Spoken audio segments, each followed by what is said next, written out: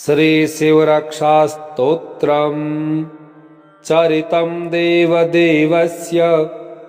महादेवस्य पावनम् अपारं परमोदारं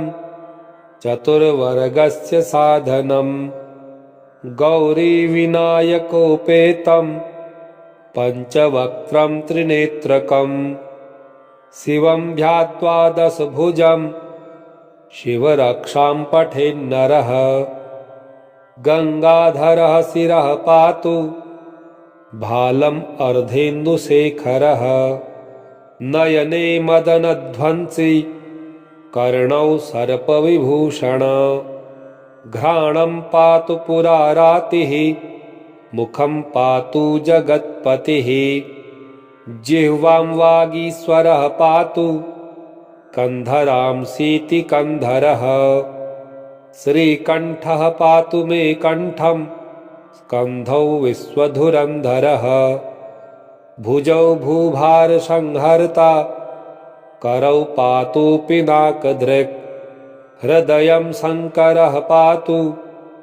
जठरं गिरिजापतिः नाभिं मृत्युञ्जयः पातु कटिव्याघ्राजिनाम्बरः शक्तिनी पातु दीनार्त शरणागतवत्सलः उरुमहेश्वरः पातु जानुनी जगदीश्वरः जङ्घे पातु जगत्कर्ता गुल्फौ पातु गणाधिपः चरणौ करुणासिन्धुः सर्वाङ्गानि सदाशिवः एतां शिवबलोपेतां रक्षां यः सुकृती पठेत् स भुक्त्वा सकलान् कामान् शिवसायुज्यमाप्नुयात् ग्रहभूतपिशाचाद्यैस्त्रैलोक्ये विचरन्ति ये दूरादासु पलायन्ते शिवनामाभिरक्षणात् अभयङ्करनामेदं कवचं पार्वतीपतेः भक्त्या विभर्ति यः कण्ठे तस्य वश्यं जगत्त्रयम् इमां नारायणः स्वप्ने शिवरक्षां यथा दिशत् प्रातरुत्थाय योगीन्द्रो याज्ञवल्क्यः तथा लिखत् चरितं देवदेवस्य महादेवस्य पावनम् अपारं परमोदारं चतुर्वर्गस्य साधनम् गौरीविनायकोपेतं पञ्चवक्त्रं त्रिनेत्रकम् शिवं ध्यात्वा दशभुजं शिवरक्षां पठेन्नरः गंगाधरः शिरः पातु भालम् अर्धेन्दुशेखरः नयने मदनध्वंसी कर्णौ सर्पविभूषण घ्राणं पातु पुरारातिः मुखं पातु जगत्पतिः जिह्वां वागीश्वरः पातु कंधरांसीति कंधरः श्रीकण्ठः पातु मे कण्ठं स्कन्धौ विश्वधुरन्धरः भुजौ भूभारसंहर्ता करौ पातु पिनाकदृक् हृदयं शङ्करः पातु जठरं गिरिजापतिः नाभिं मृत्युञ्जयः पातु कटिव्याघ्राजिनाम्बरः शक्तिनी पातु दीनार्त शरणागतवत्सलः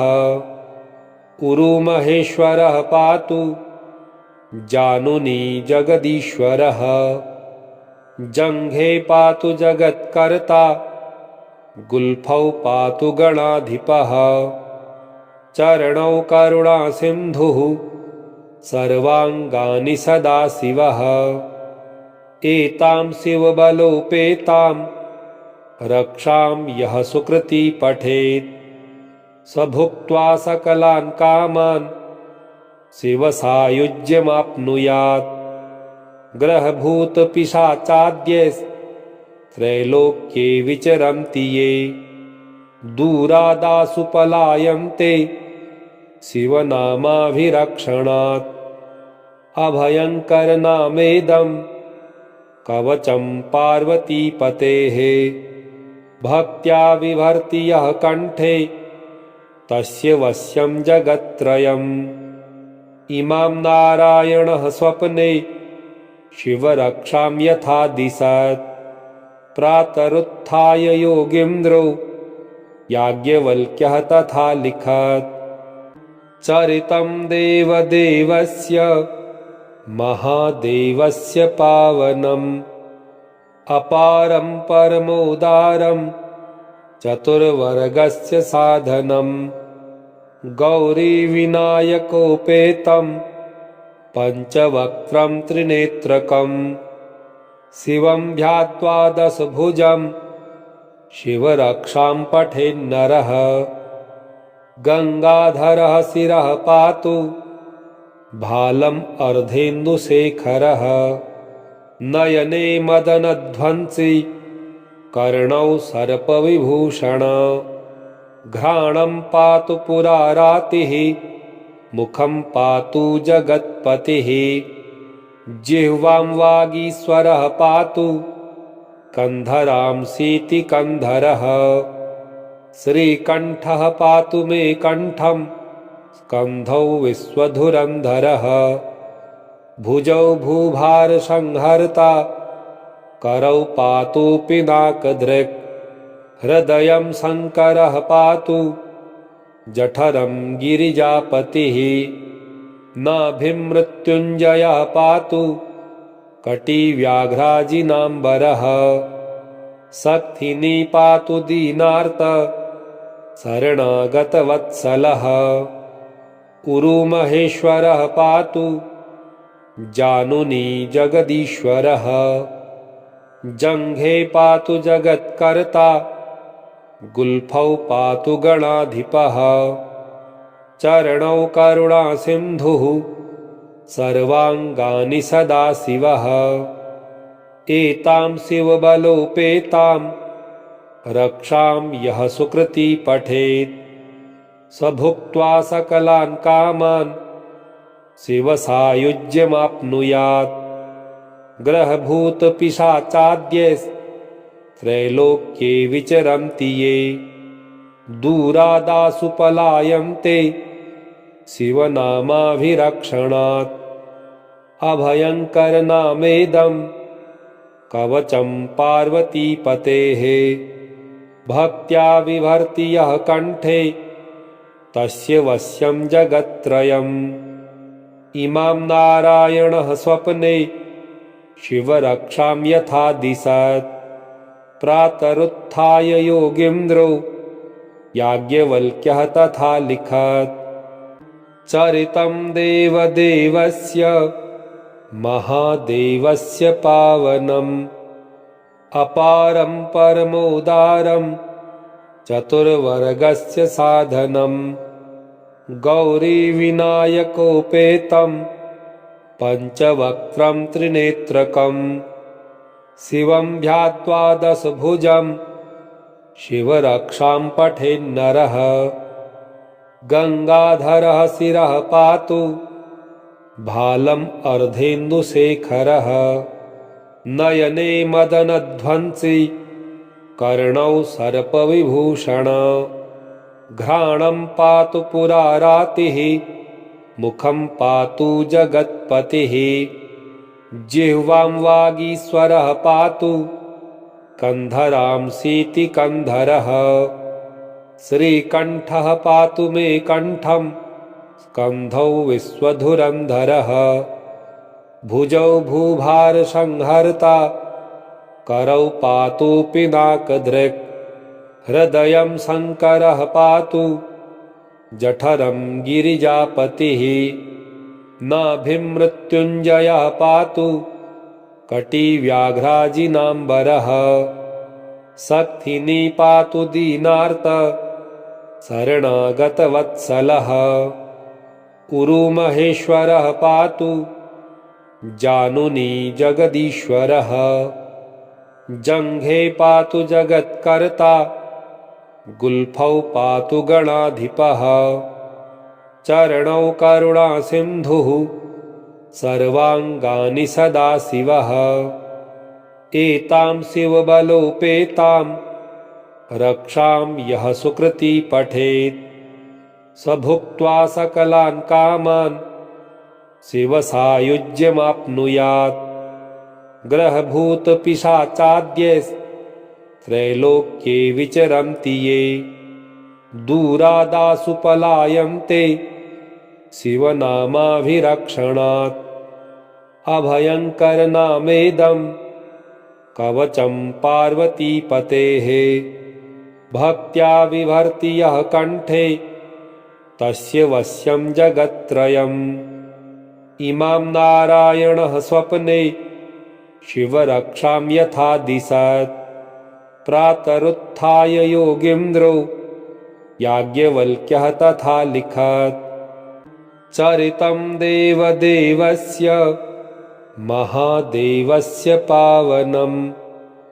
अपारं परमोदारं चतुर्वर्गस्य साधनं गौरीविनायकोपेतं पञ्चवक्त्रं त्रिनेत्रकं शिवं ध्यात्वा दशभुजं शिवरक्षां पठेन्नरः गङ्गाधरः शिरः पातु भालम् अर्धेन्दुशेखरः नयने मदनध्वंसी कर्णौ सर्पविभूषण घ्राणं पातु पुरारातिः मुखं पातु जगत्पतिः जिह्वां वागीश्वरः पातु कन्धरांसीति कन्धरः श्रीकण्ठः पातु मे कण्ठं स्कन्धौ विश्वधुरन्धरः भुजौ भूभारसंहर्ता करौ पातु पिनाकदृक् हृदयं शङ्करः पातु जठरं गिरिजापतिः नाभिं मृत्युञ्जयः पातु कटिव्याघ्राजिनाम्बरः शक्तिनी पातु दीनार्त शरणागतवत्सलः उरुमहेश्वरः पातु जानुनी जगदीश्वरः जङ्घे पातु जगत्कर्ता गुल्फौ पातु गणाधिपः चरणौ करुणासिन्धुः सर्वाङ्गानि सदाशिवः एतां शिवबलोपेतां रक्षां यः सुकृती पठेत् स भुक्त्वा सकलान् कामान् शिवसायुज्यमाप्नुयात् ग्रहभूतपिशाचाद्यैस्त्रैलोक्ये विचरन्ति ये दूरादासु पलायन्ते शिवनामाभिरक्षणात् अभयङ्करनामेदं कवचं पार्वतीपतेः भक्त्या विभर्ति यः कण्ठे तस्य वश्यं जगत्त्रयम् इमां नारायणः स्वप्ने शिवरक्षां यथा दिशत् प्रातरुत्थाय योगीन्द्रो याज्ञवल्क्यः तथा लिखत् चरितं देवदेवस्य महादेवस्य पावनम् अपारं परमोदारं चतुर्वर्गस्य साधनं गौरीविनायकोपेतं पञ्चवक्त्रं त्रिनेत्रकं शिवं ध्यात्वा दशभुजं शिवरक्षां पठेन्नरः गङ्गाधरः शिरः पातु भालम् अर्धेन्दुशेखरः नयने मदनध्वंसी कर्णौ सर्पविभूषण घ्राणं पातु पुरारातिः मुखं पातु जगत्पतिः जिह्वां वागीश्वरः पातु कन्धरांसीति कन्धरः श्रीकण्ठः पातु मे कण्ठं स्कन्धौ विश्वधुरन्धरः भुजौ भूभारसंहर्ता करौ पातु पिनाकदृक्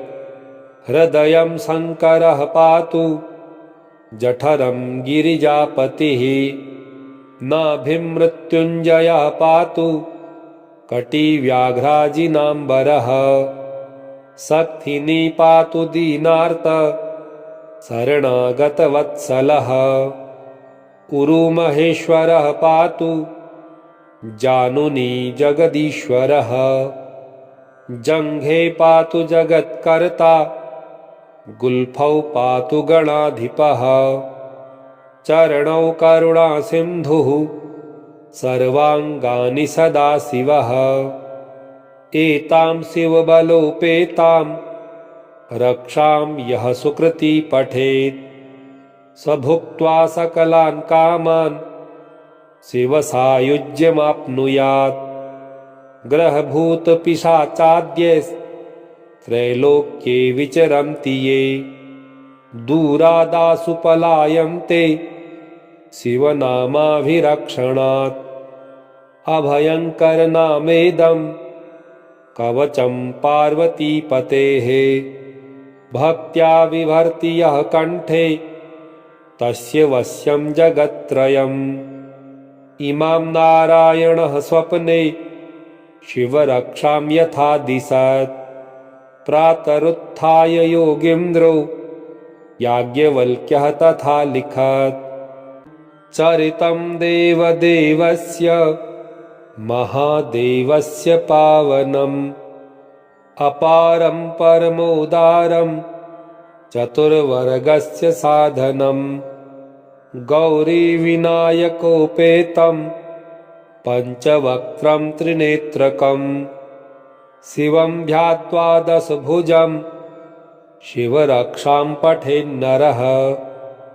गङ्गाधरः शिरः पातु भालम् अर्धेन्दुशेखरः नयने मदनध्वंसी कर्णौ सर्पविभूषण घ्राणं पातु पुरारातिः मुखं पातु जगत्पतिः जिह्वां वागीश्वरः पातु कन्धरांसीति कन्धरः श्रीकण्ठः पातु मे कण्ठं स्कन्धौ विश्वधुरन्धरः भुजौ भूभारसंहर्ता करौ पातु पिनाकदृक् हृदयं शङ्करः पातु जठरं गिरिजापतिः नाभिमृत्युञ्जयः पातु कटिव्याघ्राजिनाम्बरः शक्तिनी पातु दीनार्त शरणागतवत्सलः उरुमहेश्वरः पातु जानुनी जगदीश्वरः जङ्घे पातु जगत्कर्ता गुल्फौ पातु गणाधिपः चरणौ करुणासिन्धुः सर्वाङ्गानि सदाशिवः एतां शिवबलोपेतां रक्षां यः सुकृती पठेत् स भुक्त्वा सकलान् कामान् शिवसायुज्यमाप्नुयात्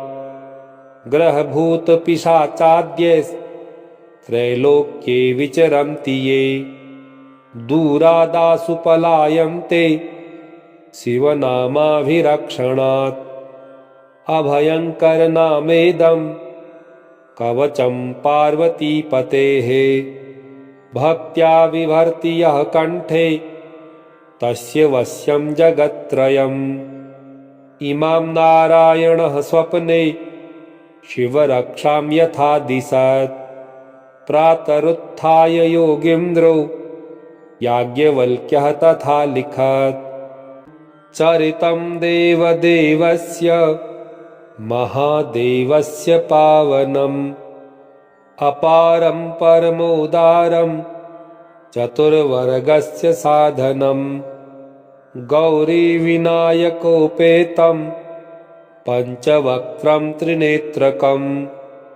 शिवं ध्यात्वा दशभुजं शिवरक्षां पठेन्नरः गङ्गाधरः शिरः पातु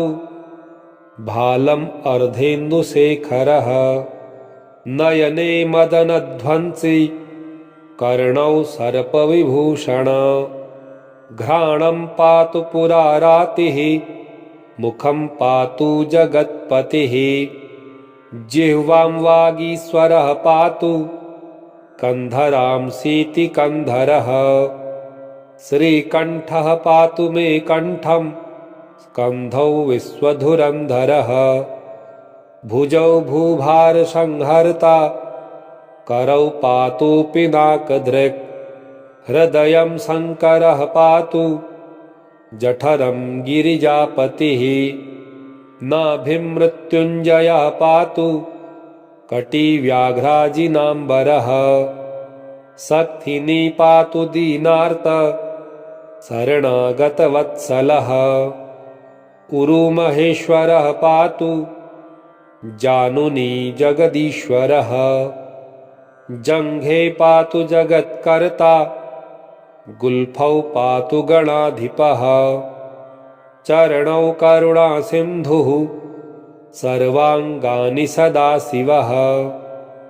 एतां शिवबलोपेतां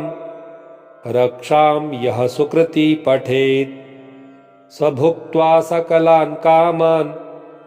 शिवसायुज्यमाप्नुयात् ग्रहभूतपिशाचाद्यैस्त्रैलोक्ये विचरन्ति ये दूरादासु पलायन्ते शिवनामाभिरक्षणात् अभयङ्करनामेदं कवचं पार्वतीपतेः भक्त्या विभर्ति यः कण्ठे तस्य वश्यं जगत्त्रयम् इमां नारायणः स्वप्ने शिवरक्षां यथा दिशत् प्रातरुत्थाय योगीन्द्रो याज्ञवल्क्यः तथा लिखत् चरितं देवदेवस्य महादेवस्य पावनम् अपारं परमोदारं चतुर्वर्गस्य साधनम् गौरीविनायकोपेतं पञ्चवक्त्रं त्रिनेत्रकं शिवं ध्यात्वा दशभुजं शिवरक्षां पठेन्नरः गङ्गाधरः शिरः पातु भालम् अर्धेन्दुशेखरः नयने मदनध्वंसी कर्णौ सर्पविभूषण घ्राणं पातु पुरारातिः मुखं पातु जगत्पतिः जिह्वां वागीश्वरः पातु कन्धरांसीति कन्धरः श्रीकण्ठः पातु मे कण्ठं स्कन्धौ विश्वधुरन्धरः भुजौ भूभारसंहर्ता करौ पातु पिनाकदृक् हृदयं शङ्करः पातु जठरं गिरिजापतिः नाभिं मृत्युञ्जयः पातु कटिव्याघ्राजिनाम्बरः शक्तिनी पातु दीनार्त शरणागतवत्सलः उरुमहेश्वरः पातु जानुनी जगदीश्वरः जङ्घे पातु जगत्कर्ता गुल्फौ पातु गणाधिपः चरणौ करुणासिन्धुः सर्वाङ्गानि सदाशिवः एतां शिवबलोपेतां रक्षां यः सुकृती पठेत् स भुक्त्वा सकलान् कामान् शिवसायुज्यमाप्नुयात् ग्रहभूतपिशाचाद्यैस्त्रैलोक्ये विचरन्ति ये दूरादासु पलायन्ते शिवनामाभिरक्षणात् अभयङ्करनामेदं कवचं पार्वतीपतेः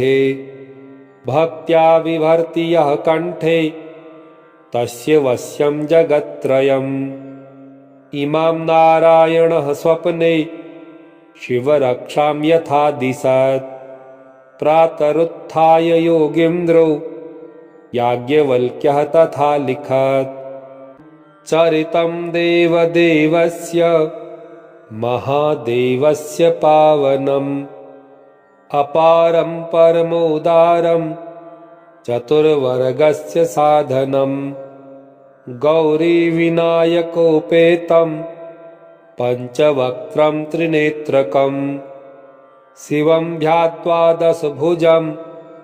शिवरक्षां पठेन्नरः गङ्गाधरः शिरः पातु भालम् अर्धेन्दुशेखरः नयने मदनध्वंसी कर्णौ सर्पविभूषण घ्राणं पातु पुरारातिः